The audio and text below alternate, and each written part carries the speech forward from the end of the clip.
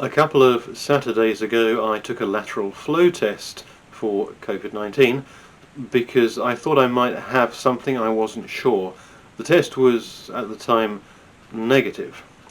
Then somebody else in the house took a test themselves and their test was positive, so I decided to take another one, and this one was now also positive. Was it ever positive? I don't know if the strength of the test line is indicative of viral load, whether a really strong line is indicative of high viral load, a softer line suggests less of a load, whether that's entirely coincidence.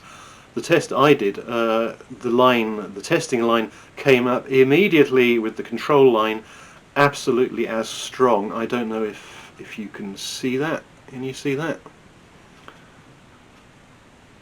Yeah, I think you can see that actually.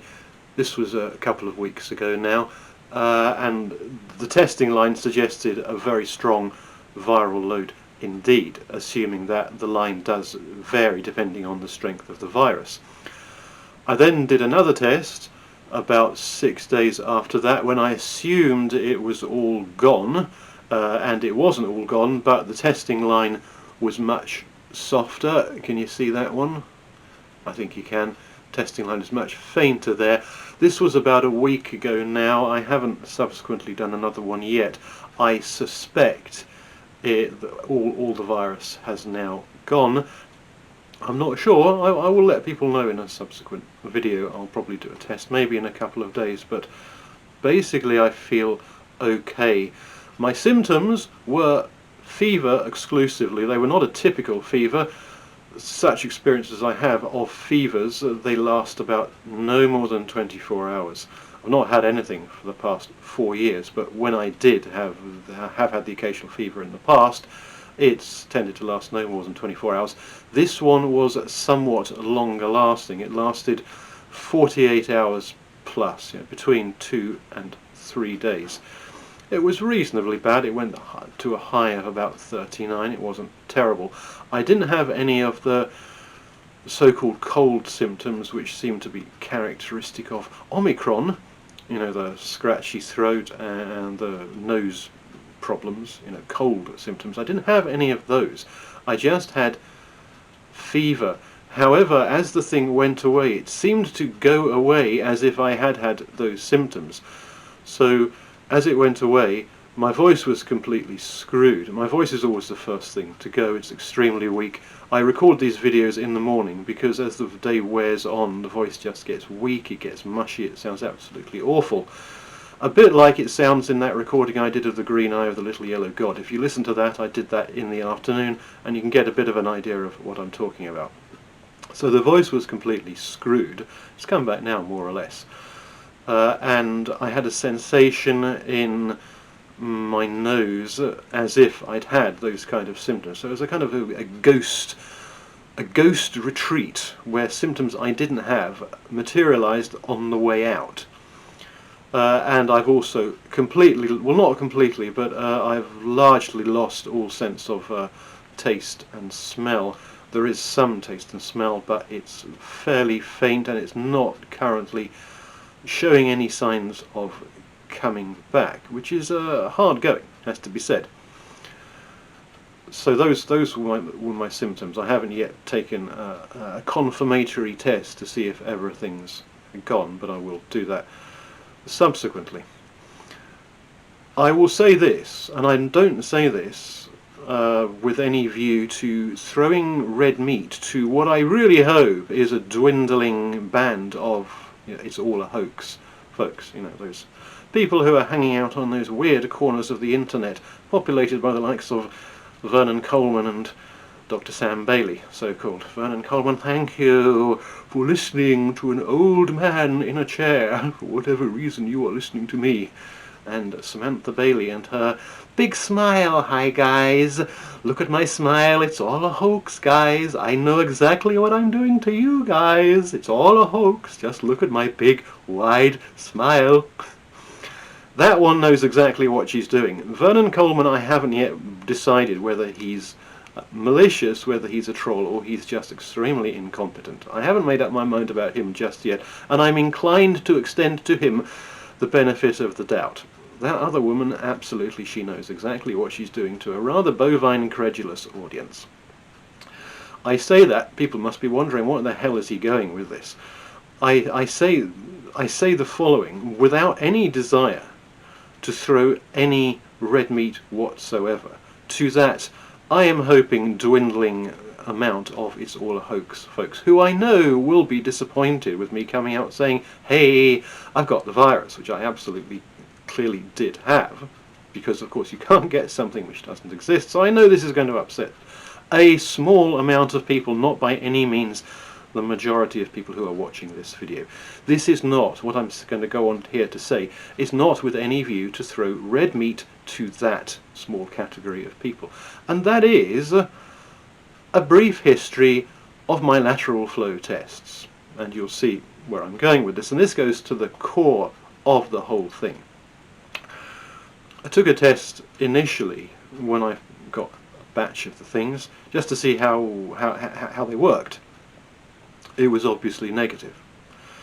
Then I took a couple more tests a few months after that when I wanted to go to the theatre. We never had vaccine passports actually in this country. It was either be vaccinated, show a negative test result, or show signs of natural immunity. So I took the test on 2 occasions for 2 visits to the theatre, both of which again were negative. Then, fast forwarding to now, I took that initial test, that was also negative. Then I started to feel unwell, and somebody else in the house tested positive, and lo and behold, I was positive. Then I took another test 6 days after that, and I was still positive, and I suspect if I took a test now, it would probably be negative, but I can't swear to that because I haven't done it. So from this brief history of my lateral flow tests, what can we conclude? We can conclude that human history, as it was up to early 2020, is still good. When I tested myself, when I was fine initially, and then to go to the theatre on those 2 occasions, I was fine, and my test results were what you would expect for somebody who was fine, i.e. they were negative. Then, when I was no longer fine, and there was a good reason to think I might have the virus because somebody else in the house had the virus, lo and behold, not being fine as well, the test results were positive. 2 of those. This is also consistent with human history to date, i.e. when you're not fine, there's a very good chance you're not fine, and you test as not fine. When you, on the other hand, are well, you are well, and you test to well. Now, my anecdotal experience is limited, and it's not a guarantee of anything.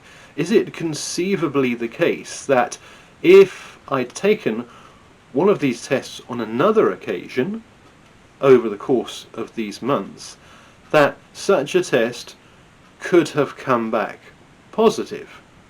Can I say for certain sure that that is not the case? That I could have been fine, but nonetheless I could have tested positive? Is this possible? It is. I cannot deny it as a possibility because I don't know.